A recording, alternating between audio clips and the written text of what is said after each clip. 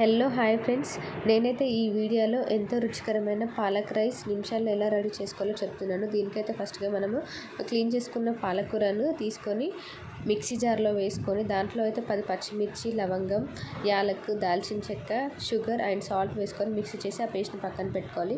So ఆ తర్వాత ప్యాన్లో అయితే ఆయిల్ వేసి జీరా, మిర్చి అండ్ అల్లం వెల్లుల్లి పేస్ట్, పుదీనా, అల్లం వెల్లుల్లి పేస్ట్ అండ్ ఆనియన్స్ అండ్ సన్నగా తరిగి పెట్టుకున్న గోల్డెన్ బ్రౌన్ వచ్చే ఆనియన్స్ వేసేసి కొంచెం పసుపు వేసుకొని ఈ పేస్ట్ కూడా వేసి అది కొంచెం గోల్డెన్ బ్రౌన్ వరకు దాంట్లో నిమ్మరసం, సో ఆ తర్వాతకి దాంట్లో ఇంకొంచెం కొత్తిమీర వేసుకొని ఆ తర్వాత మనము చల్లార్చి తర్వాత రైస్ అయితే వేసుకొని దాన్ని మంచిగా పుదీనా పేస్ట్ అయితే వేసేసుకోవాలి. సో ఇలా మిక్స్ చేసుకొని మనం సర్వ్ చేసుకునే పాలక్ రైస్ అయితే చాలా టేస్టీగా చాలా బాగుంటుంది. సో దీన్నైతే లంచ్కి కానీ పిల్లలకి పెట్టినా ఎంతో బాగా తింటారు. సో మీరైతే ఈ పాలక్ రైస్ ఎప్పుడైనా ట్రై చేశారా? Please like to share subscribe.